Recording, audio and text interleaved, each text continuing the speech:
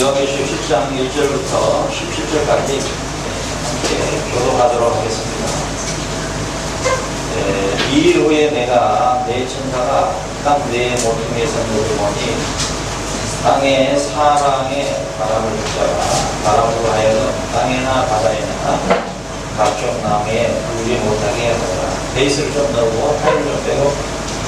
또 봄에 다른 천사가 살아계신 하나님의 이름을 가지고 이제 오는 데로부터 올라와서 여기 옆으로 끼고 내 천사를 향하여 큰 소리로 외쳐 가로되 우리가 우리 하나님의 종들의 인마에 미치기까지 땅이나 바다나 나무나 피하지 말라 하니라.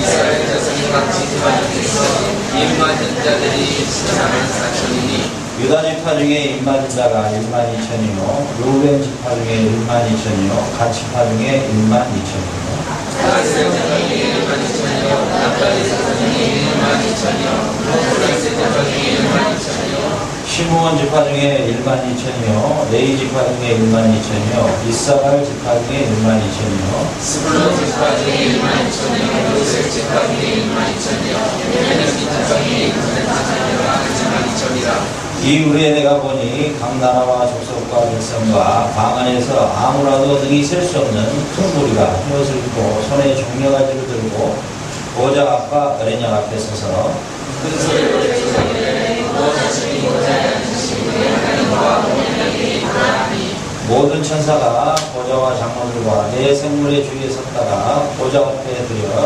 엎드려 얼굴을 베고 하나님께 경배하여 그들의 아멘 찬송과 영광과 지혜와 감사와 존귀와 영광과 기능이 하나님께서 새로운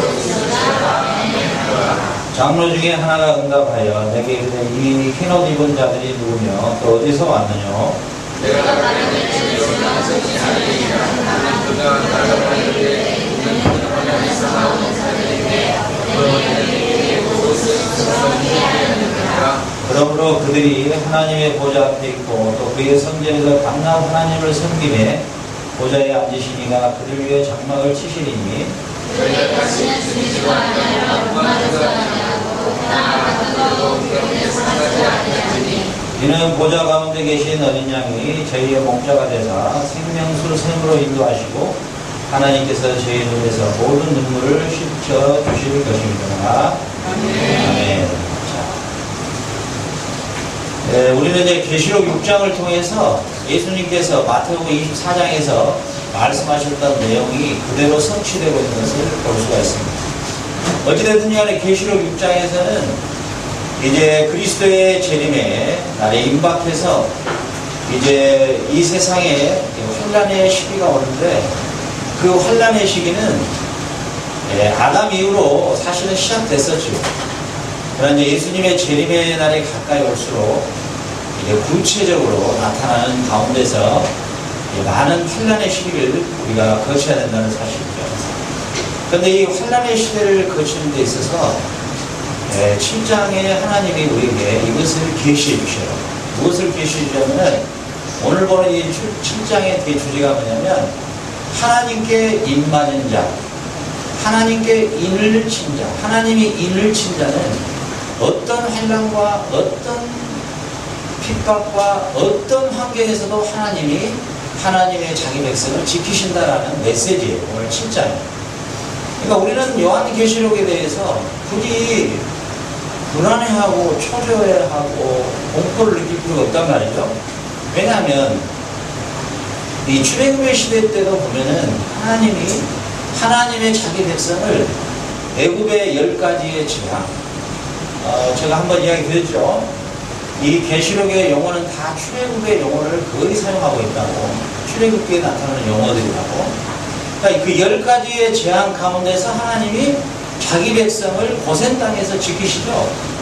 그래가지고 그 애굽의 그 엄청난 환란 가운데서도 그 엄청난 하나님의 재앙 안에서도 결코 머리털 하나도 상하지 않도록 하나님이 그 백성을 보존해주고 계셨죠. 그리고 그 백성들을 인도하셨어요.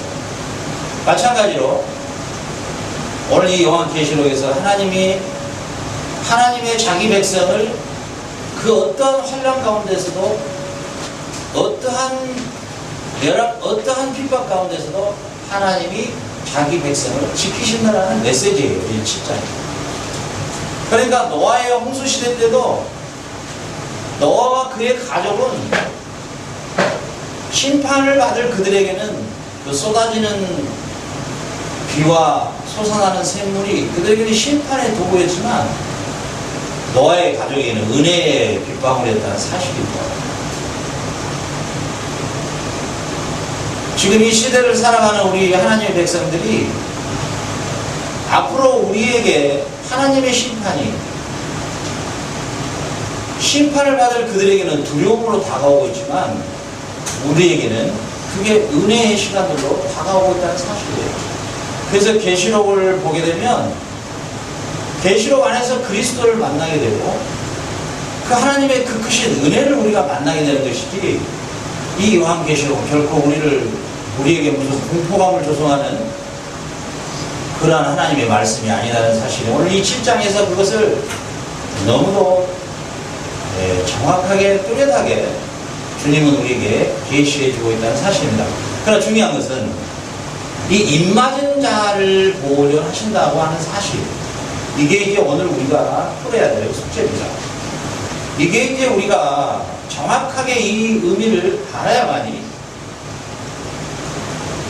사실은 우리 성도들은 아담 이후로 이 가인에게 죽었던 이 아벨에부터 시작해서 하나님의 백성의 라인에 선 그 누구들은 전부 다 이 환난 속에서 살았어요.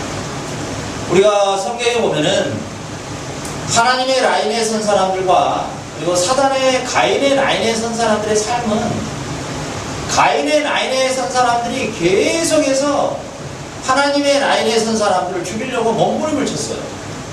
더더욱더 그리스도가 오시는 것을 막기 위해서 하나님은 아담의 타락 이후로 아담의 후손을 통해서 이 셋의 라인을 통해서 그리스도를 오시게 하려고 하는 계획을 세웠는데, 가인은 악한 자에 속한 자다, 이 사단의 라인에 속했다고 요한일서에서는 정확하게 기록됐습니다. 왜 가인의 제사를 안 받았느냐? 그는 악한 자에 속했더라. 더 정확하게 해석하면 사단에 속한 자였더라, 이렇게 기록되어 있습니다. 사탄에 속한 자였더라. 그가 사단에 속한 자로서 하나님에 속한 이 아벨을 죽였단 말이죠. 그리고 그 아벨의 라인을 통해서 그리스도가 오지 못하도록 막는 작업을 계속한단 말이죠. 결국은 사울은 다윗을 죽이려고 몸부림을 쳤죠. 다윗과 아브라함의 자손 예수 그리스도의 세계라고 하는 이 마태복음 1장의 족보를 끊어버리기 위해서 그는 결국 사울은 가인의 라인에 속했었던 사람이었죠. 자, 어린아이가 출생했는데 3세 이하는 다 죽여라, 헤롯이 선포했죠. 헤롯은 누구예요? 그는 뭐예요? 암몬 자손의, 더 올라가면 에돔의 자손이죠.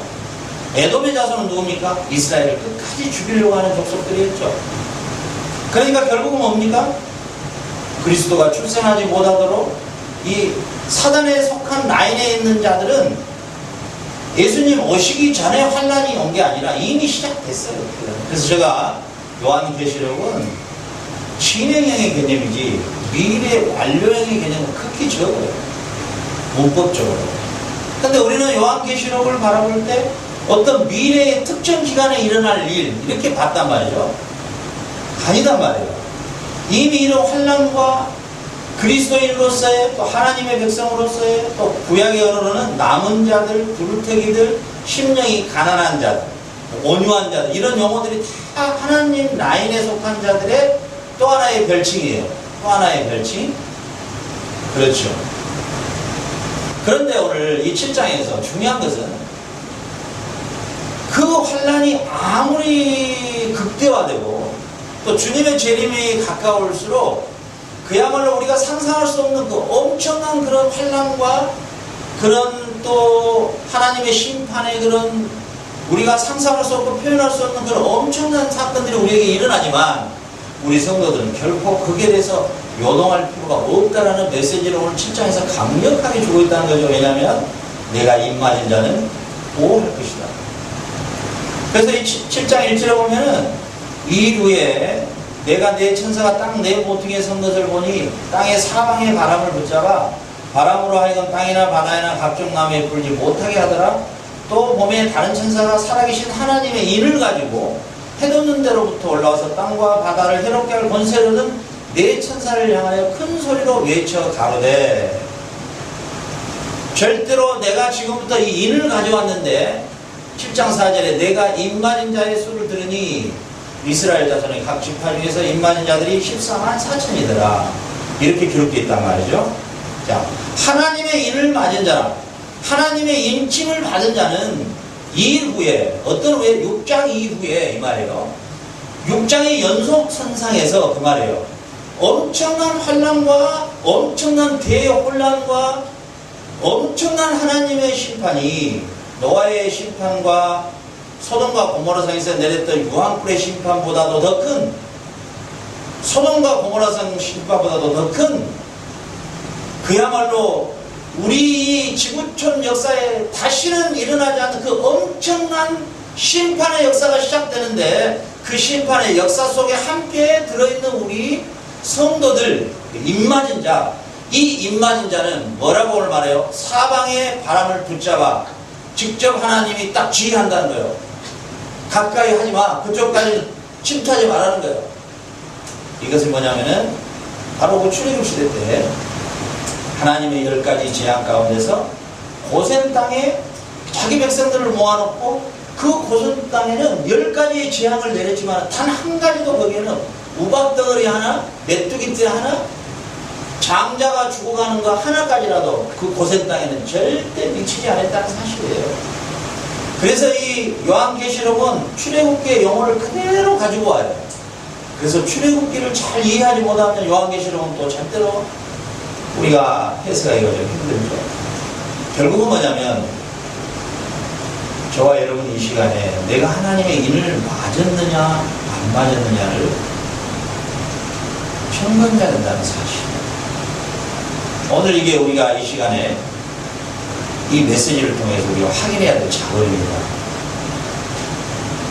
오늘 이 시간에요, 내가 하나님의 인을 맞은 자인가, 내가 하나님의 인을 맞지 못한 자인가, 이걸 말씀을 비춰서 여러분이 스스로 여러분 자신을 검토하고, 내가 정말 하나님의 인을 아직 못 받은 자구나 생각하면 여러분은 하나님의 그 심판에 함께 도구로서, 대상으로서 여러분은 너무도 두려운 날이 가까이 오고 있다는 사실이에요. 주님은 말씀하셨어요. 언제 주님이 오실 거예요? 그러니까 주님이 너희들 내가 언제 오는 거 관심 갖지 마라.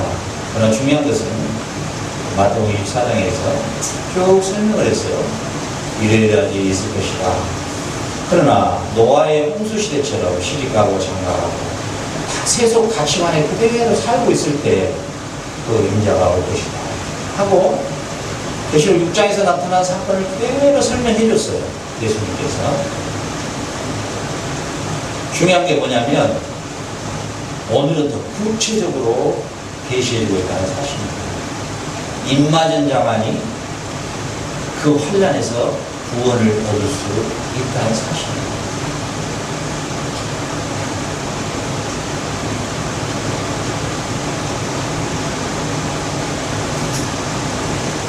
참 저도 말씀드리기가 어쨌든 입장이 곤란할 때 참 많아요. 이왕이면 좀 복음도 덤핑을 좀 치고 때를 처리를 좀 해서 약간 좀 부담 없이 좀 전했으면 좋겠는데 성경은 그렇게 계시되어 있지 않다는 사실이죠. 제가 성경이 계시되어 있지 않은 내용을 말하면 제가 직무유기가 되기 때문에 저도 참 이런 걸 보면 참 고민스러워요. 물론 저 자신도 이 진리 앞에 내 자신을 비춰보면서 굉장히 두려움으로 바라보죠. 여러분들의 나이가 적고 많고 아무 의미가 없는 거예요. 우리 푸른이가 내일 하나님 데려갈지 어떻게 알겠어요? 그죠? 그럼 모르는 거예요. 그죠? 그래서 오늘 중요한 것은 입맞은 자를 구원하시는데 이 입맞은 자가 누구인가를 우리는 오늘 지금 이 시간에 좀 살펴봐야 되겠어요. 자, 인이란 뭐냐, 일단 인이란 뭐냐면 낙관을 찍었다 이런 뜻이에요. 우리가 이번에 우리 자카르타 교회 건축 모금을 위한 작품을 지금 한 100여 점 만들었어요. 작업하고 있는데 거기에다 뭘 찍냐면 아둘람이라는 인을 찍어. 그래서 이것은 세상에 하나뿐이 없는 작품이다. 이 소유자는 누구였느냐? 아둘람의 공동체 거래다. 근데 이것이 팔려서 자카르타 교회에 지금은 환자로 되어 있지만 벽돌로 건축을 하기 위해서 저희들이 준비를 하죠. 이 낙관을 딱 찍었다는 의미예요. 인을 쳤다. 하나님이 인을 치셨다. 이 말은 뭐냐면 낙관을 찍어버렸다는 거예요. 이 말은 뭐냐면 너는 내 소유이라 찍어버렸다. 그러면 인을 내가 맞고 싶어서 맞을 수도 없는 거고 맞게 해주세요 해서 맞을 수도 없는 거고 하나님의 절대 주권으로 찍어버린 거예요. 1차적으로. 내가 인을 맞았다는 것은 하나님의 절대적 주권으로 찍어버리는 겁니다. 알겠죠? 왜 나는 안 찍어주세요? 말할 수가 없는 거예요.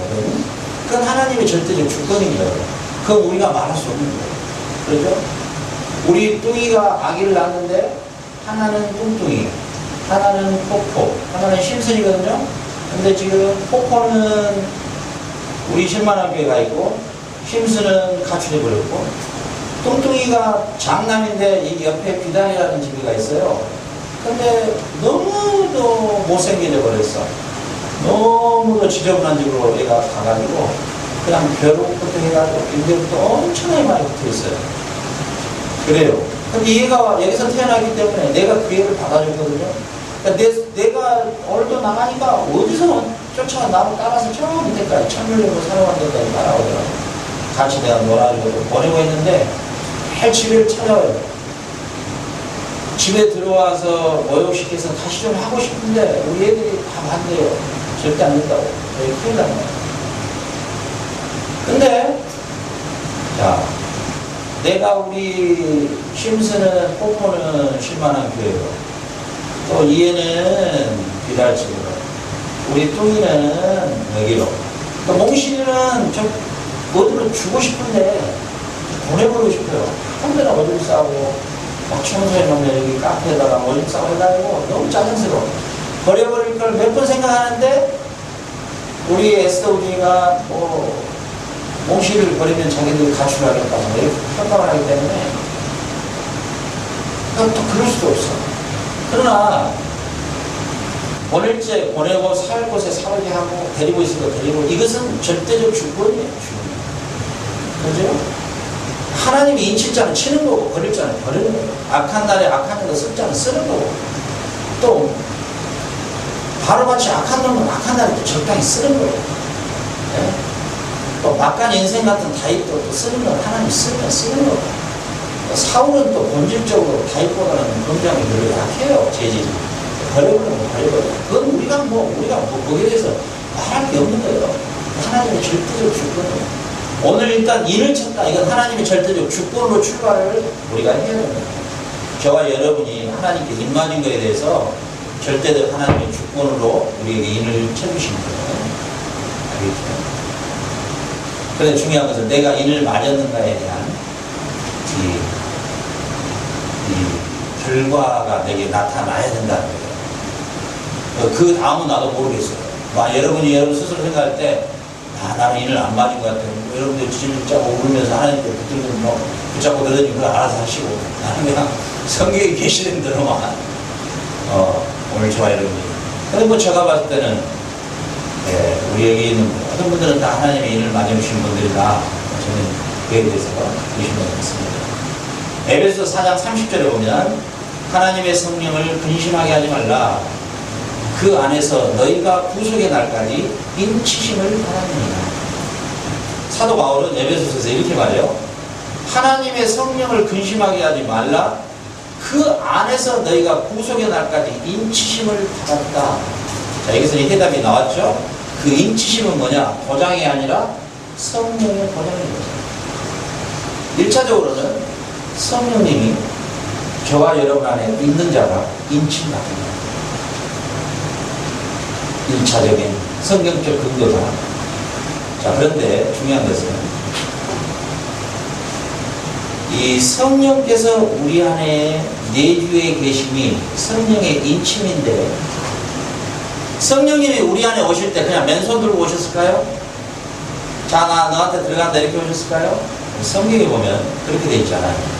성령께서 우리 안에 오실 때 2000년 전에 갈보리 십자가에서 피 뿌리고 살 찢기신 그 주님의 살과 피를 동반해서 들어오셔요. 이걸 더 자세히 성경에서 우리는 하나하나 찾아나갈 수가 있다는 사실이죠. 이게 왜 중요하냐면, 자, 우리 한국어, 영어, 라틴어 이런 데서는 문법이 그런 문법이 없어요. 네, 근데 이 원전에만 나타나는 문법 하나가 있는데, 이게 뭐냐면 한 번만 딱 일어나야 될 사건인데, 그 사건의 효력이 세상 끝날 때까지 어느 시점에서든지 그 사건을 고백하면 그 사건이 오늘의 현실로 내게 와버려요. 이러한 이 아오리스트 용법이라는 용법이 하나 있어요. 아주 독특한 용법이. 이것은 원전에만 나타나는 용법이에요. 뭔 말이냐면, 예수님은 2000년 전에 갈보리에 죽으셨어요. 피 뿌리셨어요. 살 찌우셨어요. 가시면류관 쓰였어요. 창자국과 못자국을 당하셨어요. 그것은 2000년 전에 우리의 시대적 개념으로 2000년 전에 달리신 사건이에요. 근데 오늘 내가 예수님을 나의 죄를 위해 십자가에 죽으시고 부활하신 그분을 오늘 고백하잖아요. 이 2000년 전의 사건이 오늘로 딱 와버려요. 이 용법이 중요하다는 거죠. 이게 뭐냐면, 주님은 마지막 때 너희들이 내 살과 내 피를 마셔야만이 내 피는 생명이다. 내 살은 생명의 떡이다. 요한복음 6장에서. 그리고 마지막 만찬에서도 포도잔을 나누면서 이것은 나의 피다. 이걸 먹어야만이 네가 생명이 있다. 이렇게 말씀하셨단 말이죠. 예수님을 나의 구주로 영접하는 그 순간에 그 주님이 말씀하셨던 주님의 피와 살이 우리의 눈으로는 보이지 않지만은 우리의 심령 안으로 그 살과 피가 성령과 함께 동반돼서 들어간다는 사실이에요.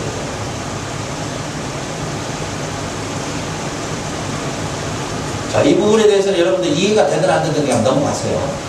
네, 진리는 인간의 이 타락된 사고에 의해서 인식되고 이해가 돼서 가는 게 아니에요. 모든 종교는 이해시키는 종교입니다. 그래서 사실은요, 불경을 보면요, 우리의 마음에요, 훨씬 성경보다 와닿습니다. 사실 대단합니다. 여러분, 우리 한입사님 공부를 좀 해봐서 알 거예요. 우리 노자나 장자나 우리 불경이나 말이죠, 이런 것들 읽어보면요, 훨씬 우리에게 다가옵니다. 우리 마음에 얼마나 평안을 유지하게 해주는지 몰라요. 하다못해 사서성경만 읽어도요, 대단하게 다가오면 성경하고는 비교가 안 돼요. 사실 안 됩니다. 그러니까 주님의 성령으로 인침받지 않는 스님이 우리 성경을 보면은 사실은 여러분, 간디라는 사람, 마하트라 간디가요, 우리 성경을 팔독했어요. 우리 성철 스님이요, 성경을 사독했다고 그래요. 사독. 근데 마하트라 간디가 뭐라 했냐면, 이것은 불자든 모든 종교를 떠나서 마태복음 5장의 상상수로는 참 기가 막힌 보배로운 말씀이다. 예수라는 참 도덕이 대단하다. 이렇게 하고 끝나요. 자, 무슨 말이냐면, 우리가 나이가 어리든 적든 많든 못 배웠든 무식하든 하나님께서 친히 성령으로 인쳐주지 않으면 성령을 절대 깨달을 수도 없고 믿을 수도 없고, 믿으려고 해봐야 되지도 않아요. 알려고 해봐야 깨달을 길이 없는 거예요. 여러분, 혹시 저는 어쩔 때는 이렇게 소름이 한 번씩 탁 끼치는 말을 들을 때가 있어요. 우리 최 선생님이 갑자기 설교가 끝났는데 저한테 어떤 말을 탁 한마디씩 던질 때 소름이 확 끼치는 거예요. 왜 소름이 끼치느냐? 성령의 인침이 있기 때문에 깨달았다는 거예요. 그건 절대로 깨달을 수 없어요. 성경은 절대 깨달을 수 없는 겁니다. 아무리 학식이 높은 사람이고 아무리 몸부림을 쳐도 성경은 하나님의 인친 사람만이 깨달을 깨달을 수 있는 것이고 믿어지는 거예요. 믿으려고 하면 안 됩니다. 우리 인간의 이 타락한 이성으로는요, 성경을 절대 믿을 수가 없어요. 또 믿을 수가 없게끔 써져 있어요. 어떻게 처녀가 아기를 낳아요? 뭐 믿을 수 없는 일이죠. 어떻게 바다가 갈라져요? 말도 안 되는 소리죠. 그죠? 어떻게 예수님이 무리를 겁니까? 말도 안 되는 소리죠. 예수님이 뭐 서핑을 잘합니까? 말도 안 되는 소리죠. 이거 내가 믿어야 되겠다고 믿어질 수 있는 거예요? No. 전혀 불가능합니다. 성경이 믿어지게 만드는 게 성령의 인침을 받은 자만이 누릴 수 있는 거예요.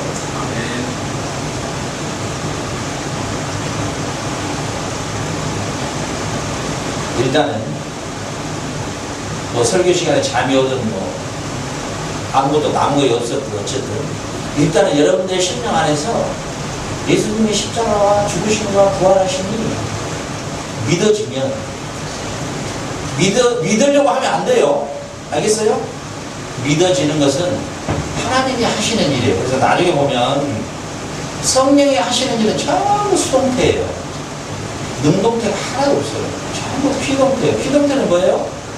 상대방에 의해서 내가 당함을 받죠? 그게 피동태죠? 수동태죠? 상대방에 의해서 내가 당함을 받은 게 피동태잖아요. 수동태잖아요. 능동은 내 스스로 하는 거고, 그죠? 성령께서 하시는 일과 성령의 열매로 나타나는 모든 것들이 피동태로 나타나요. 무슨 말이냐면 성령에 의해서 내가 그렇게 되어지는 거예요. 알겠어요? 성령에 의해서 내가 그런 열매들이 맺어지는 거예요. 성령에 의해서 내가 기도하게 되는 거고요. 성령에 의해서 내가 봉사하게 되는 거고요. 성령에 의해서 내가 하나님의 말씀이 깨달아지는 거고요. 성령에 의해서 내가 헌신과 충성과 성령에 의해서 순교까지 하는 거예요. 어떤 자매가 나한테 글을 보내면 끝말에 꼭 주님이 하셨습니다. 이 말을 꼭 쓰더라고요. 주님이 하셨습니다. 그게 피동태단 말이에요. 수동태예요. 뭔 말이냐면 주의 성령께서 하신 거죠. 우리가 할 수 있는 게 없어요. 우리 인간은 죄를 워낙 좋아하기 때문에 죄 짓는 일만 능동적으로 해요. 죄 짓는 일을 얼마나 좋아하고 죄를 얼마나 사모하고요. 왜 우리가 죄를 짓는지 압니까? 내가 사랑하는 게 내 안에 죄를 너무 사랑해요. 우리 복음 속에 뭐 내 모든 건 내려놓고 뭐 이런 거 있대요. 그 사랑하는 거, 그 대상과 내가 이별할 수 있을 것 같아요? 부모가 말려도 안 되죠? 아무리 뜯어 말려도 안 되죠? 네가 조폭하고 결혼해야 되겠어? 아무리 뜯어 말려도 안 되죠? 안 되죠? 우리요, 죄와 이별하는 거, 결단, 각오 하지 마세요. 피곤합니다. 바울이 일찍이 로마서 10장에서 내가 마음으로는 하나님의 법을 그렇게 사모하는데 내 안에 있는 죄가 항상 나를 육신에 사로잡혀서 바울 같은 사람도 이런 고민을 했을까 나는 생각해 봤는데 더 컸을 것 같아요. 바울. 왜냐하면 죄를 죄로 알 수 있는 범위는 진리의 말씀을 알아갈수록 커지거든요. 마치 만원 것 같아요. 성경 말씀을 알아가면 알아갈수록 죄가 더 크게 보여요. 성경을 몰랐을 때는 죄로 보이지 않아요. 바울은 12살 때부터 구약 성경을 통독했던 사람인데 얼마나 그리스도 안에서 우리 인간의 이 죄성이 큰가를 그가 한마디로 표현해버려요. 에베소 2장 1절에 죄와 허물로 죽어버려요. 우리 존재로.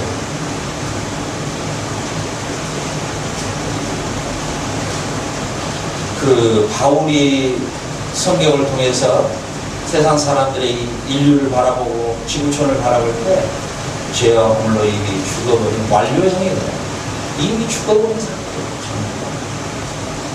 완전히 죽어버린 이 상태에서 그 크신 그 국률하신 하나님의 사랑이 그 아들 예수 그리스도를 통하여 우리를 죄와 사망에서 살렸습니다.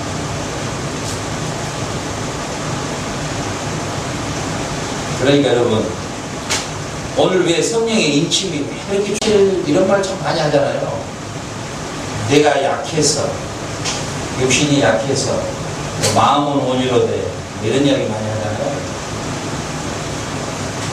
사실 근데 참 이게 너무 안타까워요.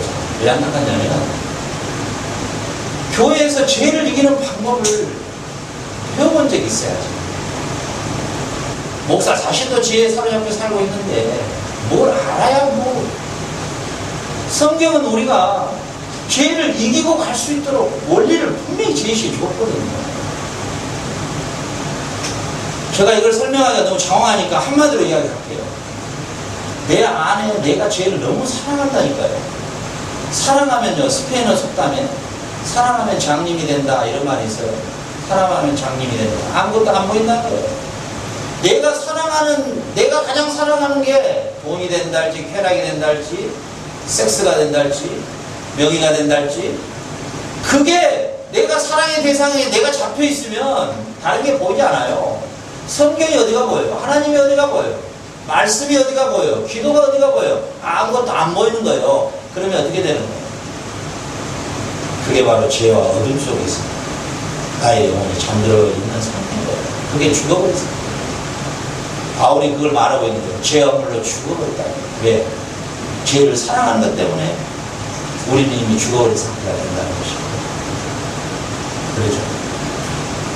그래서 오늘 계시록 7장 14절에 보면은 내가 가로되 내 주여 당신이 알리이다. 자, 흰옷을 입고 사람들이 모였는데 묻는 거예요. 7장 13절에서 장로 중에 하나가 응답하여 내게 이르되 이 흰옷 입은 자들이 누구며 어디서 왔느냐? 내가 가로되 내 주여 당신이 알리이다 하니 그가 나더러 이르되 이는 큰 환란에서 나오는 자들인데 어린 양의 피에 그 옷을 씻어 희게 된 자들이다.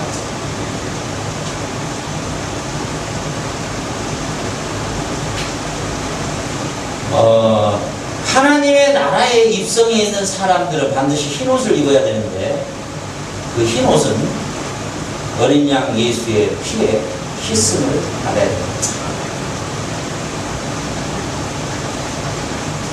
계시록 6장에서 환란 가운데 제일 큰 환란이 오는데 그 환란은 뭐냐면 배도의 역사예요.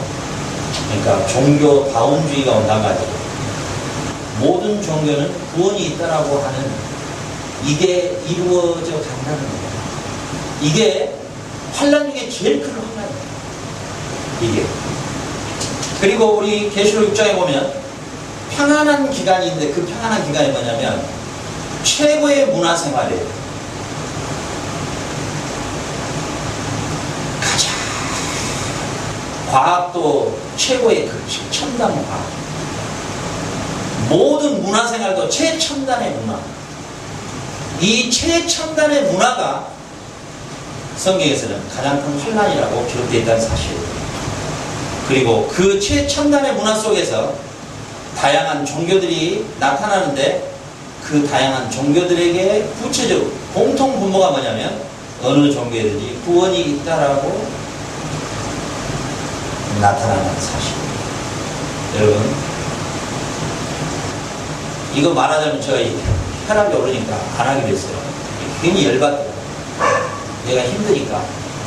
하여튼간에 중요한 건 어린 양 예수 그리스도의 피를 힘입어 구원을 얻는 것 외에는 모두가 지옥자식으로 갑니다. 어느 한 사람도 어느 한 영혼도 절대로 들어올 수 없습니다. 그 누구도. 이해 가시죠? 여러분, 저와 여러분이 구원 얻는 것은 유일하게 예수 그리스도의 어린 양의 피에 씻김을 받아야 됩니다.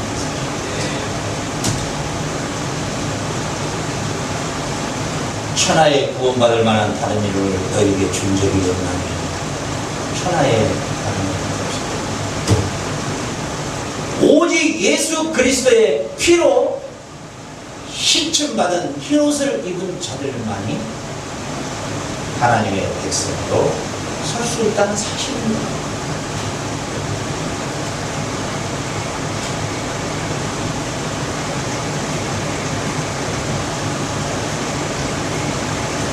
진리는 복잡한 것 같지만 아니에요. 단순하면서 반복적입니다. 그래서 우리 교회는, 성도는 끊임없이 그리스도의 피를 묵상해야 합니다.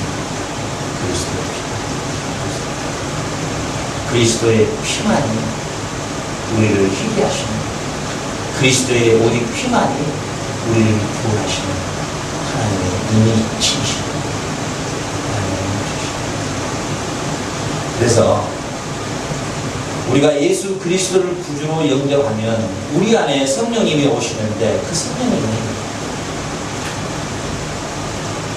갈보리에 흘리셨던 그 주님의 피를 내게 가지고 오셔서 내 모든 심령을 바꿔주는 작업을 하시는 것입니다. 이게 희게 되는 우리의 존재. 우리는 그 어떤 것으로도 희게 될 수 있는, 본질상 진노의 자녀인 아주 비참한 인생인 것이에요. 그래서 히브리 사도는 이렇게 기록하고 있어요. 히브리서 9장 13절 14절에 염소와 황소의 피와 및 암송아지의 죄로 부정한 자에게 뿌려 그 육체를 정결케 하여 거룩게 하거든 하물며 영원하신 성령으로 말미암아 흠없는 자기를 하나님께 드린 그리스도의 피가 어찌 너희 양심으로 죽은 행실에서 깨끗하게 하고 살아계신 하나님을 섬기게 하지 못하겠느냐. 근데 그리스도 피 앞에 뭐가 있냐면 성령으로 말미암아. 자, 이게 중요하단 말이죠. 성령께서 가져오신 피로 말미암아. 그 피가 우리를 죽은 행실에서 깨끗하게 하고 살아계신 하나님 앞에 설 수 있도록 해주신다는 거예요.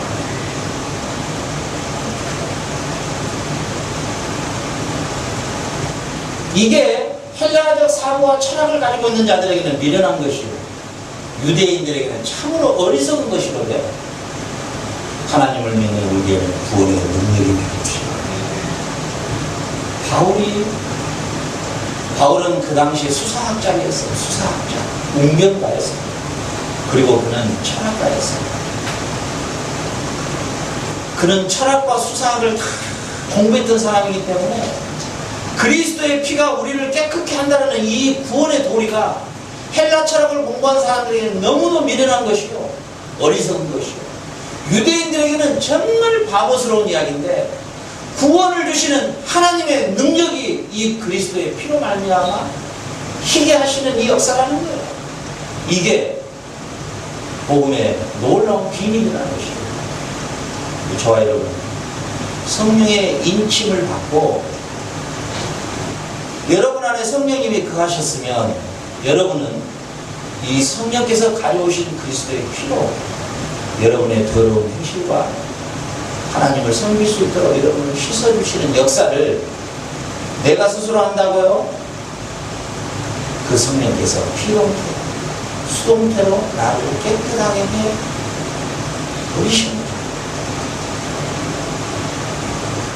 그래서 우리는 수도사적 삶은 살아야 되겠지만 수도사처럼 살아서는 안 되는 거예요. 자, 중세시대 때 이 로마 캐토릭이 너무 타락하고 신부 사제들이 너무 타락하고 그 민초들, 그 농민들의 땅을 다 자기 걸로 접수해버리고 신부들이 개인의 농토를 소유하고 부를 누리고 쾌락을 즐기고 술에 만취돼서 살아갈 때, 그때에 정말로 하나님 앞에 바르게 살아보고자 하는 일부 그 기독교인들이 우리는 이렇게 살면 안 된다 하고 이 속세를 떠나서 산으로 들어가자 해서 어떤 사람은 기둥 위에서 10년 동안 살다 죽은 사람도 있고 동굴에서 평생을 나오지 않고 수행만 하다가 죽은 사람이 있고. 왜?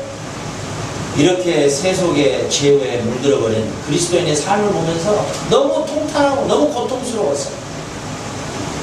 그 하나님과 전혀 관계없는 그들의 삶, 예수의 이름은 부르지만 화려한 액세서리로 부르고 차고 다니는 십자가,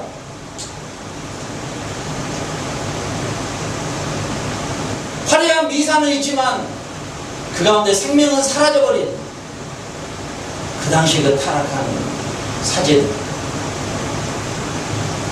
거기에 그들은 우리는 그렇게 물들지 않아야 된다 하고 산속에 들어갔지만 그런 삶은 우리가 추구해야 되지만 하나님은 결코 그렇게 우리가 살기를 원치 않으십니다. 왜요? 하나님의 성령이 우리 안에 오셔서 피를 가지고 오셔서 우리의 죽은 행실을 깨끗하게 그분이 해 주시기 때문입니다. 저도 저 개인적으로는 어쩔 때는 보따리를 싸가지고 산으로 가버리고 싶을 때가 진짜 한두 번이야. 모든 나의 주어진 사역을 다 접어버리고 그냥 보따리 하나 들고 성경 하나 들고 그냥 깊은 산에 들어가고 싶을 때가 한두 번이야. 그리고 그냥 아무 생각 없이 복음만 전하고 떠돌이처럼 살고 싶을 때가 한두 번이야. 정말 그런 마음이 내게 너무너무 강하게 다가올 때가 많아. 그러나 다시 성경을 보죠. 너희는 모든 족속으로 가라. 숨는 종교가 아니에요. 우리는 가는 곳이에요. 이 부패하고 타락하고 만취하고 엉망진창이고 쓰레기 같은 이 세상 속에 우리가 그리스도의 복음을 증가하기를 원하시고 우리가 해야 될 또한 사명이기 때문에 우리는 결코 이 삶을 포기해서는 안 되는 것이죠. 왜요? 내 자신이 하나님 앞에 한없이 초라하고 비참하고 어떤 분이 나한테 이번에 이렇게 카톡을 한번 보냈는데요. 왜 당신은 나를 쓰레기처럼 여기냐 이렇게 가지고 제가 답변을 보냈어요. 쓰레기 같은 존재로라도 하나님 앞에 나왔으면 좋겠다. 나는 내 자신을 하나님 앞에 비추면 단 1초도 살아서는 안 될 정도다. 너무 그렇게 자해하지 마라. 왜 살 수 있느냐? 왜 견딜 수 있느냐? 왜 자살할 수 없느냐? 만약에요, 이 복음이 없다면, 복음이 없는 가운데서 인간 삶에 대한 본질을 깨닫게 되면 죽겠어요. 저도 자살하겠어요, 사실. 이 살 가치가 별로 없어요, 인생에. 별로 없습니다. 이 짧은 이 50년, 60년, 70년의 삶이요, 내가 살아가야 될 의미가 존재가 전혀 없어요, 사실.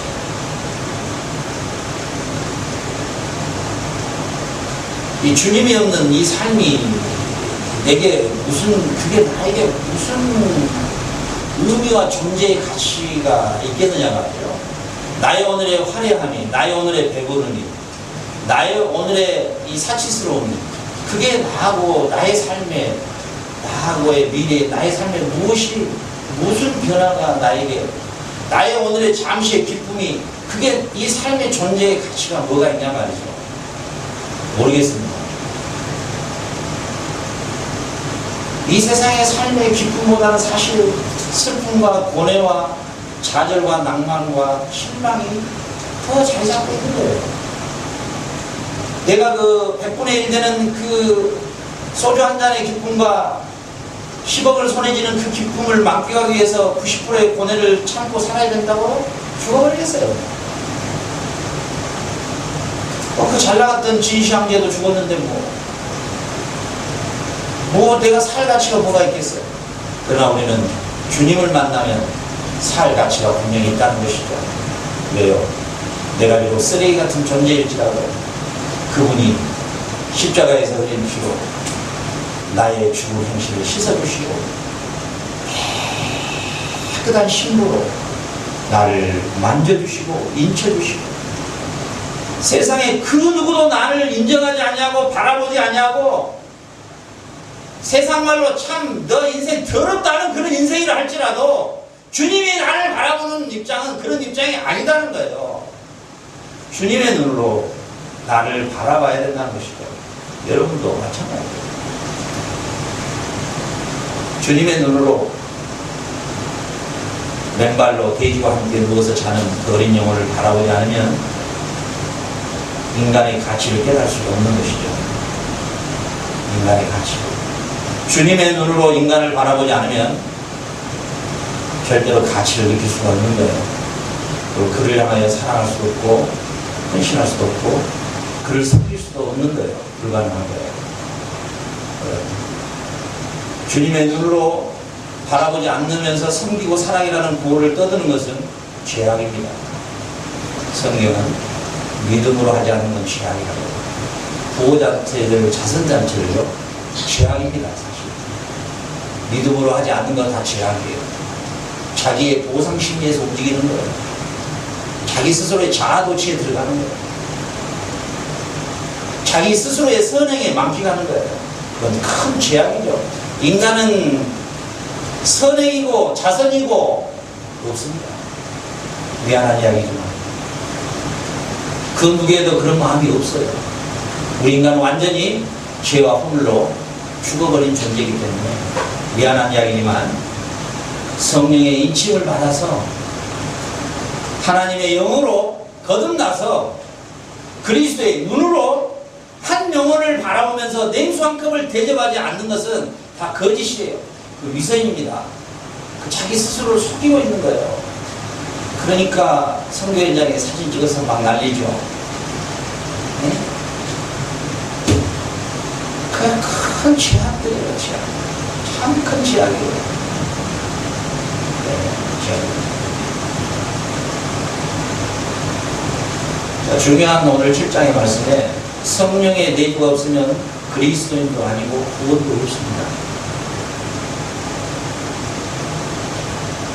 저도 이런 말 드리기가 참 입장이 곤란하네요. 그래도 일단은 받으십시오. 그냥 성경에 그렇게 기록되어 있으니까. 로마서 8장 9절에 보면 바울은 이렇게 기록합니다. 너희 속에 하나님의 영이 거하시면 너희가 육신에 있지 아니하고 영에 있나니 누구든지 그리스도의 영이 없으면 그리스도의 사람이 아니라. 근데 여기서 재밌는 게 있어요. 하나님의 영과 그리스도의 영을 동일하게 사용하고 있다는 사실이에요. 결국은 성령님은 하나님의 영이시면서 그리스도의 영이라는 것을 알 수가 있어요. 그렇죠? 그래서 역시 뭐예요? 성령님도 성령 하나님이신 것이에요. 중요한 것은 그리스도의 영이 하나님의 영이 없으면 그리스도의 영이 아니라는 거예요. 그리고 8장 10절에서는 뭐라고 기록되어 있냐면 또 그리스도께서 너희 안에 계시면 몸은 죄로 인하여 죽은 것이나 영은 의를 위하여 산 것이다. 자, 이 말이 뭔 말이냐면 예수님이 장사한 지 사흘 만에 부활하셨는데 예수님을 부활하게 하신 분이 누구냐면 성령 하나님이셨다는 거예요. 잘 들으세요. 예수님이 부활하시는 것은 성령 하나님이 예수님을 부활하시게 하셨다는 거예요. 말을 거꾸로 바꿔볼게요. 여러분 안에 성령님이 안 계시면 부활에 참여할 수 없다는 거예요. 알겠죠? 자, 8장 11절에, 로마서 8장 11절에 예수를 죽은 자 가운데서 살리신 이의 영이 이렇게 나와있죠.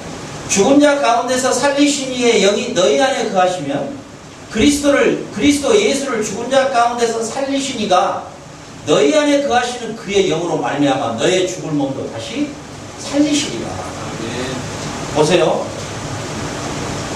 그리스도를 부활케 하시는 것은 그리스도 자신 혼자 하신 일이 아니고 그리스도 안에 계신 부활의 성령께서 부활시켰다는 거예요. 그러니 우리 안에 부활의 성령님이 거하시지 않으면 우리도 부활할 수가 없다는 거예요. 알겠죠? 이 성령의 인침이 얼마나 중요한 것입니까?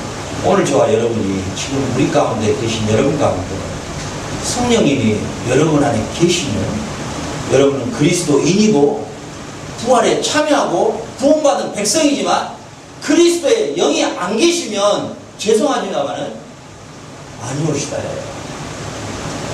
굉장히 두렵죠. 정말 이런 말씀 앞에 소름이 확 끼쳐버려요. 이런 말씀 앞에 소름이 끼쳐야 되거든요. 소름이 확 끼쳐야 돼요. 전율 확 느껴져야 돼요.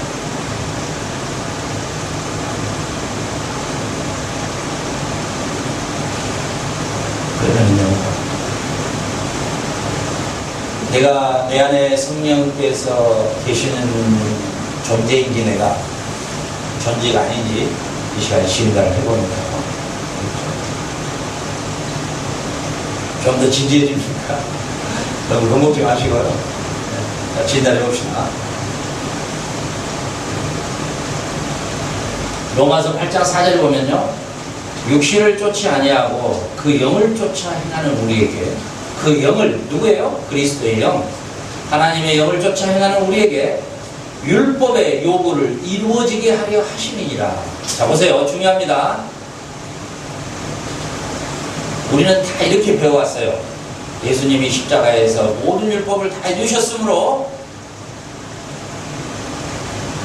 우리에게는 율법을 요구하지 않는다. 이런 말을 참 은혜스럽게 많이 들어왔죠. No. 아니란 말이죠. 우리가 죄와 허물로 죽어버렸는데 그리스도의 성령이 우리 안에 오심으로 율법의 요구를 우리가 이루어 드리도록 돼 있다는 거예요. 근데 내 노력으로, 내 의지로, 내 결단으로, 자, 성령이 하신 일은 다 태가 무슨 태라고요? 수동태가 있죠. 수동태. 능동태는 하나도 없어요. 수동태는 뭐라고요? 내가 당함을 받는 거죠. 당함을 받는 거죠. 하나님이 원하시는 율법의 요구를 내가 이루어 가는 게 아니고 내 안에 계신 성령님께서 내가 율법을 이루어 가도록 그분이 일하신다는 거예요. 아멘.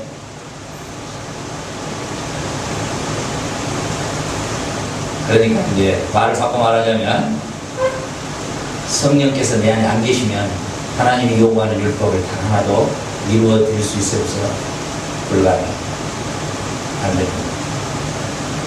그래서 로마서 8장 7절에 육신의 생각은 하나님과 원수가 되나니 이는 하나님의 법에 굴복치 아니할 뿐 아니라 할 수도 없습니다.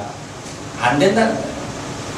하나님의 법에, 하나님의 율법의 요구에 단 한 가지도 이루어 드릴 수가 없다는 거예요. 불가능. 왜? 인간은 죄와 허물로 죽어버린 상태이기 때문에 라면 하나도 끓일 수가 없는 거예요. 컵라면도 못 끓이는 거예요. 죽어버린 존재이기 때문에. 그런데 뭐예요? 그리스도와 함께 살림을 받은 우리는 그리스도의 영으로 말미암아 하나님이 요구하시는 율법을 이뤄갈 수 있도록 성령께서 역사하신다는 거예요. 결국은 뭐예요? 하나님을 사랑하고 내 이웃을 내 몸처럼 사랑하라고 하는 율법과 대강령의 두 가지의 가장 핵심적인 이 계명을 이뤄갈 수 있는 이 힘은 어디로부터 오는 거예요? 성령 하나님으로부터 내게 이루도록 그분이 일하시는 것이에요.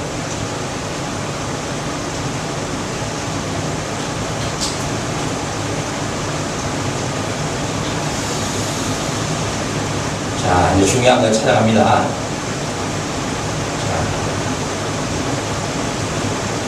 갈라디아서 5장 17절에 육체의 소욕은 성령을 거스리고, 자, 보세요. 여전히 우리 안에 무엇이 있다는 걸 알 수 있어요? 육체의 소욕이 있다는 걸 알 수 있죠? 육체의 소욕은 성령을 거스리고 성령의 소욕은 육체를 거스린다. 이게 우리 성도들이 주님 재림하시는 날까지 우리가 함께 싸워야 할 우리의 숙제입니다. 우리의 전쟁이에요. 그죠?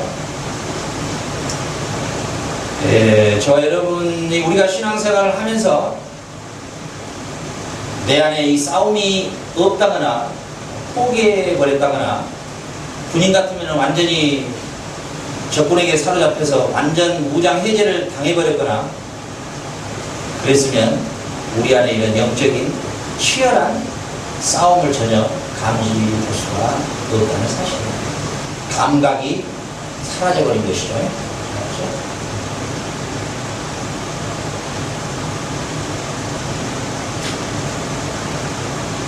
그런데요, 좀 무서운 말이 하나가 있어요. 이 갈라디아서 5장 21절에 보면 이런 일을 하는 자들은 하나님의 나라를 유업으로 받지 못한다. 천국에 갈 수 없다. 이런 일을 하는 자들은 하나님 나라를 갈 수가 없다. 결국은 뭐예요? 이 사람은 어떤 사람이에요? 하나님께 인침을 받지 못한 존재라는 것을 알 수 있죠. 자, 하나님께 인침을 받지 못하는 존재의 특징이 갈라디아서 5장 19절부터 나타납니다. 자, 여러분이 해당되면 체크를 하나하나 해보세요. 알겠죠? 체크를 쭉 해보세요. 첫 번째, 음행입니다. 음행. 간음, 섹스, 원조 교제, 이런 것들 참. 요즘에 우리나라는 초등학생도 애인이 있다고 해. 초등학생도 섹스를 한다고 해. 초등학생. 그러고 보니까 여기 뭐 파라과이는 뭐 15세니까 뭐 애기 들고 다니고, 우리 자카르타는 13살짜리 애기 들고 다니니까 처음에 과자를 나눠주면서 애기 엄마들은 따로 줬거든요. 자기가 애기 엄마로 들어갔는데 이게 곤란하더라고. 애기 엄마로 생각해야 될지. 그 얘기를 보는 거 아닌데. 음행.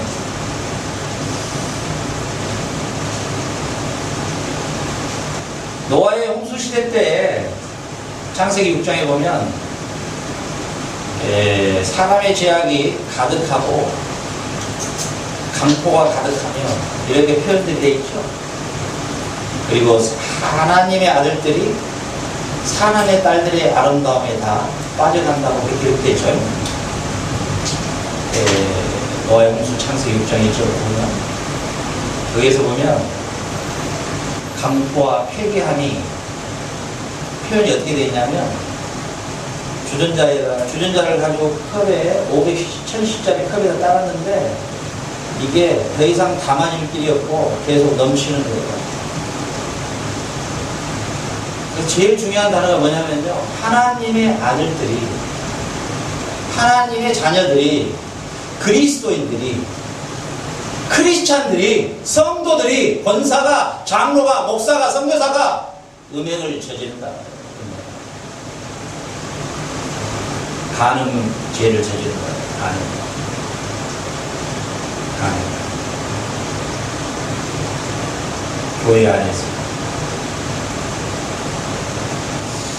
교회 안에서도 학생들에게, 청소년들에게 연애하는 것을 당연시 이야기해주고,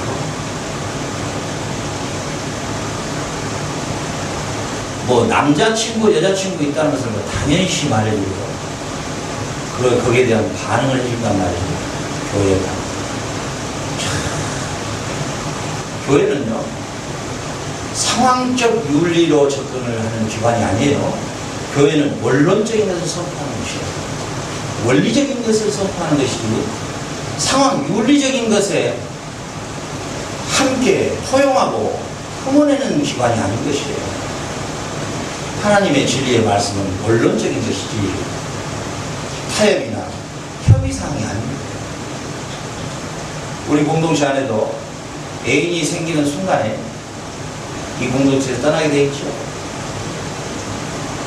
이 공동체 안에서도 눈으로 서로 몇 번 주고받다가 정신력이 들어간 사람이 있죠.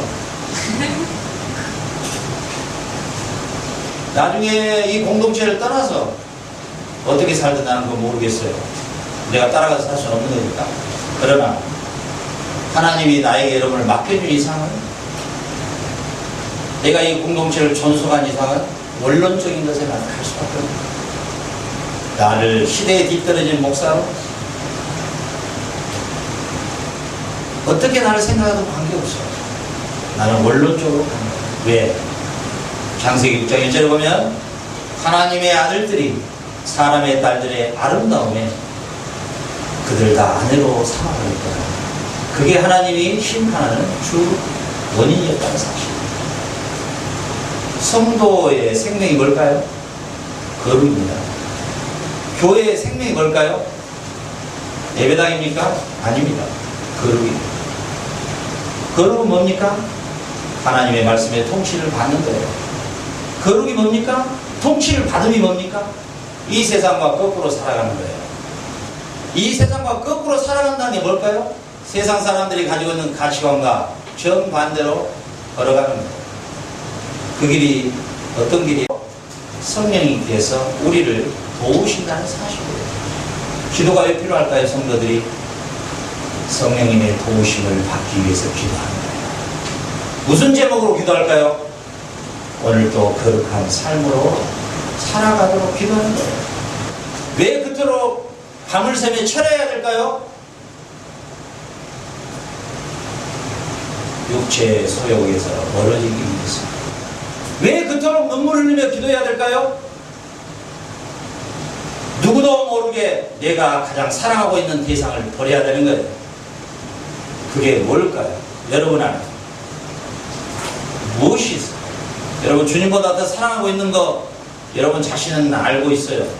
그거 버리지 않으면 절대 주님 사랑할 수 없습니다. 그것이 여러분의 눈을 완전히 가려놓고 있는 거예요. 그것이 여러분의 영의 완전한 죽음으로 몰고 가는 거예요. 그 사랑의 대상이 여러분을 장님으로 만들어버리고 있는 거예요. 그 사랑의 대상이 주님의 말씀을 보지 못하게 만들고 있고요. 그 사랑의 대상이 절대 기도하지 못하게 만들고 있고, 그 사랑의 대상이 절대 헌신하지 못하게 하는 거예요. 절대로 여러분을 안 놓는 거예요. 절대로. 여러분의 발목을 절대 놓지 않아요. 그거와 이별하지 않는 이상 여러분은 여전히 맹인으로 사는 거예요. 영적인 어둠 속에서 살아가는 거예요. 그것을 그 대상과 이별하셔야 됩니다. 그게 오늘 갈라디아서 5장에서 육체의 소욕이라고 말합니다. 육체의 소욕은 영의 소욕을 거스리고, 성령의 소욕은 육체의 소욕을 거스립니다. 우리 안에 계신 성령께서 우리에게 인쳐주시고 내가 가장 사랑하는 것을 이별하기를 원하시는데 절대로 그것을 안 놓는단 말이죠. 절대로 그것만큼은 포기하고 싶지 않다는 것이죠. 그것은 여러분들에게 무엇이든지 나는 모르겠어요. 그러나 그것과 이별하지 않는 이상 여전히 여러분은 육체의 소욕에 사로잡혀서 영의 소욕, 그리스도의 영, 성령님의 역사에, 성령님의 소욕에, 성령님이 원하시는, 성령님의 원하심에 여러분 한 발짝도 움직일 수 없도록 그 육체의 소욕이, 여러분이 가장 사랑하고 있는 그 소욕이 여러분의 발목을 잡고 절대로 놓지를 않을 것이에요. 여러분이 성령의 인치심을 받은 자의 첫 번째 증거가 내 안에 계신 성령님과 육체의 소욕과의 치열한 전투가 매일마다 일어나지 않고 있다면 생각을 잘 하시기 바랍니다. 나는 과연 인침을 받은 자인가?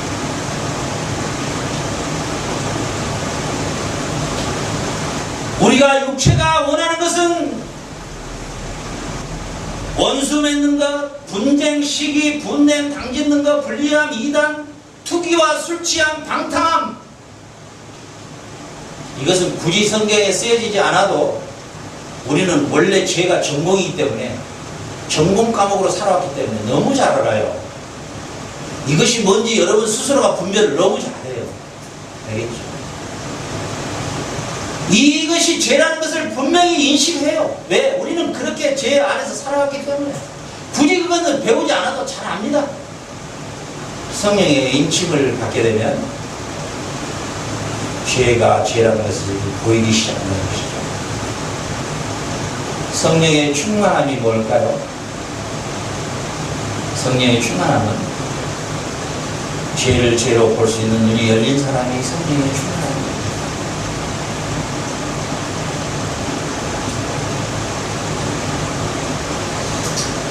우리 호준이 나의 죄를 죄로 여기지 못한다. 현진이 나의 죄를 죄로 여기지 못한다. 우리 푸른이 나의 죄를 죄로 여기지 못한다.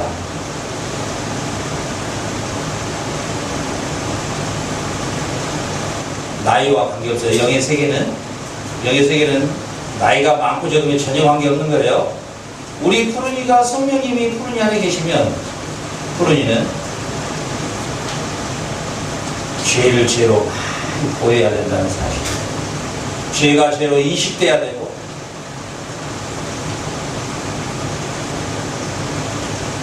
내 삶의 걸음걸음이, 내 말하는 언어 하나하나가, 내 머릿속에 무의식적으로 잠재있는 생각들 하나하나가 하나님 앞에 얼마나 큰 죄이며 내 안에 계신 성령님께서 그것이 죄라고 계속적으로 꾸짖어 주시고, 그러함에도 불구하고 그것을 사랑해서 절대 그걸 포기하지 아니하고 그것과 함께 즐기는 잠깐의 5분을 위해서, 그게 전 나의 삶의 목표가 돼서 방황하고 흐트러지고 그것을 잃어버리고 그것과 이별하면 모든 것이 이루어져 버릴 것 같은 아쉬움 속에서 놓지 않는 그 사랑하는 죄의 그 대상, 그게 육체의 소욕인 것이에요.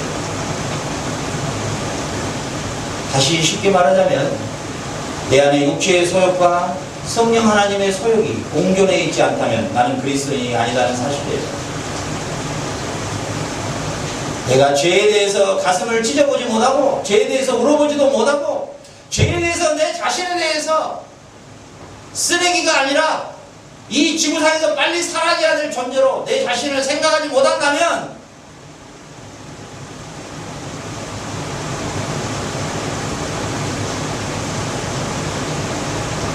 근데 또 한 가지 위로된 말씀이 있더라고요. 위로된 말씀이, 참 이것이 없었으면 저도 참 잘할 것 같은데, 바울은 이렇게 말해요.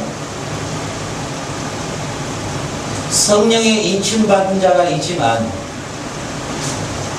이제 막 갓 태어나서 인큐베터에 들어가는 아주 어린 신앙인이 있다. 어린 신앙. 이게 저의 위로였어요.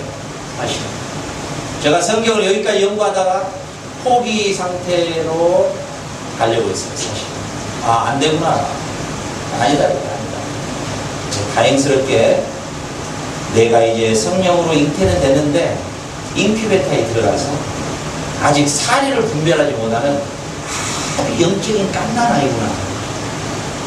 내 자신이 아주 영적인 갓난아이, 걸음걸이도 하지 못하는, 젖도 스스로 먹지 못하는 아주 영적인 갓난아이구나를 저 스스로 찾아낼 수가 있었어요.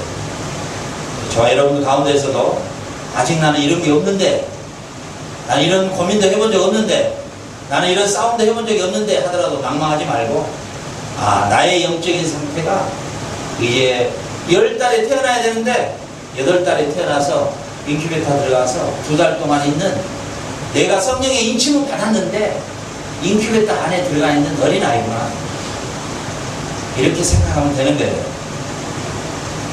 그 인큐베터 안에 들어가 있는 애가 교회 직분을 맡은다거나 교회를 봉사한다거나 헌금생활을 하면 교회가 문제가 되는 거예요. 그래서 좀 미안합니다만 저를 포함해서 제가 보는 관점에서는 98%가 세계교회 다 인큐베터 출신입니다. 활동해서는 안 될 사람이에요.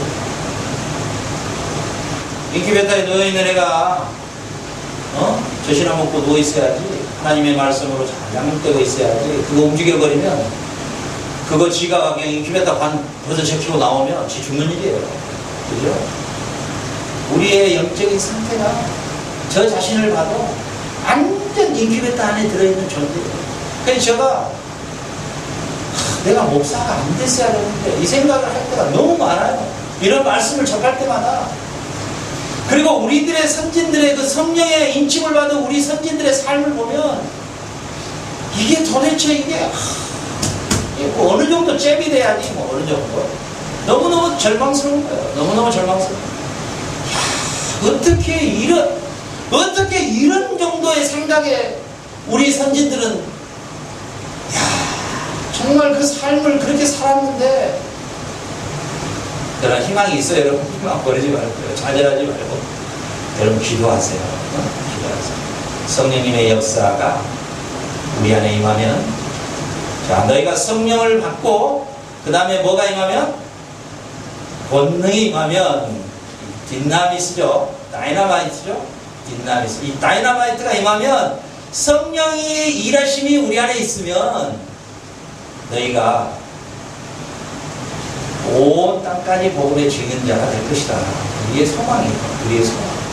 그러니까 우리가, 제가 그래서 서론 부분에서 성령님의 역사는 전적인 수동태다, 이렇게 제가 말씀드린 이유가, 우리가 좌절해버리니까. 좌절해버려요. 이거 진리를 너무 깊이 들어가잖아요. 들어가다 보면 좌절감이 확 밀려와요. 아, 이게 아니구나. 나는 아닌가 봐요. 전라도 말로 이렇게 나와요. 근데 소망이 있는 거예요. 왜 소망이 있냐면 유일한 소망이 뭔지 압니까? 여러분 안에 계시는 성령께서 여러분을 사용하셔야 돼요. 기도하세요. 성령님 계시해 주셨잖아요. 저도 할 수 있는 일이 없어요. 저 뛰어봐야 벼룩이에요. 저 결단, 각오, 의지요. 하루 만에 사라지는 존재 주님 아시잖아요. 저에게 성령님 저를 사용하세요. 저를 사용하시고요. 대신 저와 여러분이 한 가지 해야 될 일이 있다 그 말이죠. 딱 한 가지. 여러분이 지금 가장 사랑하고 있는 대상을 버리세요. 이 시간에 이별하실 수 있습니까? 못하겠죠? 저도 이별할 수 있어요? 못하겠어요? 이게 제가 적용하는 거는 맞으는 건 모르겠어요. 맞는 건 아닐 거예요. 근데 제가 한번 적용을 한번 해볼게요. 저희 친구 동기 목사 중에 바둑을 너무 좋아해요. 바둑을 너무 좋아해요. 진짜 바둑 좋아해요. 바둑을 또 워낙 예쁘게 잘 두고 저는 이제 오목불 못 두잖아요. 근데 이분이 수요밤이었단 말이죠. 바둑에 심취해가지고 자기는 이제 바둑 정도로 한다는 거야. 심취해가지고 바둑. 7시가 돼서 교회에 당겨라. 내가 정쳐도 앞에 나와서 준비 찬송을 목사님이 안 오셔. 이분이 또 하필이면 그때 한 판 져버렸어. 한 판만 더 하자고 막 2장 잡고 한 판만 더 하자고. 오직 있으니 2장이 교회 정신에 그때 그 소리 듣고 이제 반바지 차리며 죽어나고 뛰어가지고 가늘상에 섰는데 성도들이 다 고개를 숙이고 설교 내내 얼굴 한 번을 안 쳐다보고 그래서 그분이 그때 자기가 그렇게 사랑하는 바둑 하나를 깨버렸어요. 그리고 바둑과 영원한 이별을 했던 거예요. 뭐 이게 비유가 맞으는지 잘 모르겠어요. 근데 그 목사님에게는 그게 유일한 휴식이었고 그의 유일한 안식이었다고 해요. 모든 걸 잊고 그 시간만 자기가 그것까지라도 내가 집착하는 내 집착의 시간이 그 바둑알에 집착하는 시간을 내가 말씀에 더 집착해야 되고 내가 더 기도에 집착해야지. 그리고 난 다음에 말씀과 기도에 집착해서 훌륭하게 목하시더라고요. 저도 제가 굉장히 좋아하는 게 하나 있거든요. 진짜 이거 못 놓겠어요. 이것만큼. 혹시 뭔지 안다. 우리 목돈 식구도 나하고 오래 살아봤으면 뭘까? 내가 제일 사랑하는 거 뭘까? 커피. 커피. 또 뭔가? 커피도 안 마실 수 있겠어. 또 뭔가? 공부? 구경이가 마쳤어. 제가 사실은요, 예수님 만나기 전에 혹시 그거 아는 분 모르겠는데요, 고바우 만화라고 있었어요. 동아일보에. 네 카트 이렇게 나와요. 그 머리 위에, 아이고, 이무성이 죄송하네요. 그 머리가 하나가 딱 있어요. 그 주인공이. 지금도 생각하면. 그 고바우 영감이라는 그 만화인데요. 제가 신문은 그 고바우 영감이라는 만화, 그 네 같은 거 나와 있는 그거 보고 조금 희죽거리고, 그 다음에 글을 읽는 것은 책 읽어보고 읽어본 적도 없고요. 그냥 이렇게 그 광고 나오는 거. 뭐 이제 혹시 뭐 사업하는데 뭐 사업성이 있는 건가 아닌가 뭐 이런 거 외에는 뭐 시사 프로그램 이런 거 전혀 모르겠어요. 그리고 뭐 중고등학교 시절 때 저 머릿속에 들어있는 책 줄거리는 하나도 없어요. 하나도 없고요. 그 다음에 뭐 커닝을 해가지고 시험을 봤는데 뭐 16점인가 나오더라고요. 뭐 그거 외에는 기억이 잘 없어요. 저는 뭐 그래서 이제 우리 한지원 집사님 같은 분을 보면은 저분은 외계인인가 그런 생각 들고 뭐 어떻게 그런 대학까지 나올 수 있을까? 어마어마하죠. 근데 제가 예수님을 만나고 나서요, 제가 제일 사랑하게 된 게 뭐냐고 하는 거예요. 저는 지금도요, 공부하고 싶은 게 나의 엄청난 소망이에요. 미치겠어요. 하루에도 밥 먹고 좀 공부만 했으면 좋겠는데 새끼들이 15명이 되다 보니까 이빨 고치러 간 놈도 날짜마다 다 데려다 주면 또 데려와라고 전화 오고 어떤 놈 좀 있으면 또 같이 하고 병원 가야지 머리 아프다고 잡아야지 뭐 학교 비 온다고 데리라고 하고 이게 새끼들이 15명 키워보니까 징글징글 몸소리가 나요. 그래서 내가 어쨌든 하나님 그렇게 기도해요. 하나님 내가 이 나이에 새끼들 15명을 키우다 보니까 이게 사람 내가 이제 못 견디겠다. 그렇게 공부하고 싶어요. 지금도 저는 공부하는 게 저의 최고의 안식이에요. 앉아서 공부하고 연구하고 책 읽고 이게 나의 최고의 안식인데 이 시간이 안 주어지면 막 사람이 막 짜증이 나고 막 미쳐버리겠어요. 막 아주 스트레스가 어떤 사람은 공부하니까 스트레스 쌓인다. 나는 공부 못해서 스트레스가 미치겠어요. 뭐. 공부해야 될 건 많고 읽어야 할 책도 많고 막 요즘에는 얼마나 정보가 많습니까? 그 내가 가지고 있는 것을 계속 이렇게 업그레이드를 좀 시키고 싶은데 그게 한 10년 전에 이렇게 딱 멈춰져 있으니까 답답하기도 하고 고작이야 오늘 수요밤이니까 수요밤 설교 준비하느라고 성경 조금 봐지게 되고 그러니까 사람이 미치겠어요. 그래요. 우리 우영이가 제대로 가면 제가 사실 공부를 제일 사랑합니다. 근데 제가 어떻게 포기하게 됐냐면요. 주님 나에게 공부 그만하라고 하신 사인으로 알랍니다. 그냥 왜? 너는 여기서 공부를 더 해나가면 네 머리가 돌든지 아니면 네가 교만 충만해질 수 있으니까 그냥 이 정도 선이 끝내자 뭐 이러신 것 같아. 그래서 그것까지도 마음속으로 비웠어요. 비우고 나니까 그래 하루에 내가 30분 공부하게 되든 10분 공부하게 되든 그것을 그냥 만족합니다. 우리 우진이가 제일 사랑하는 게 뭘까요? 지금도 절대로 안 놀라는 게 뭘까요? 저 아름다운 미모는 뭘 제일 사랑할까요? 네. 뭘 제일 사랑할까요? 우리 우진이가? 사랑의 대상이 뭘까요? 잠. 정말 나는 우리 우진이같이 잠을 사랑하는 사람, 잠과 함께 영원히 얼마나 잠을 사랑하는지 5년 내내 잠. 그리고 또 이제 새벽 3시, 4시까지 안 자.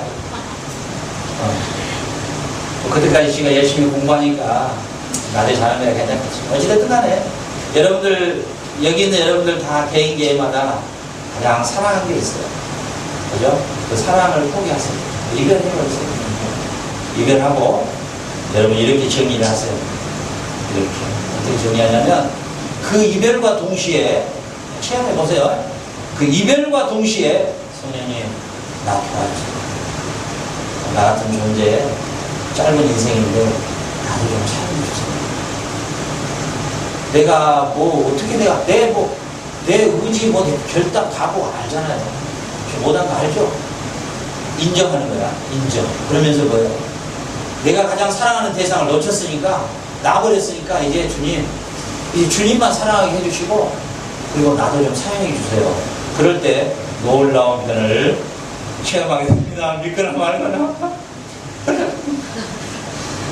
내가 사랑했던 것보다 얼마 상상할 수 없는 내 기쁨이 밀려올 때 그 맛을 봐야 계속 이별하고 싶은 마음이 드는 거예요. 계속 대상이 나타날 때마다 너 별거 아니야. 봐보세요.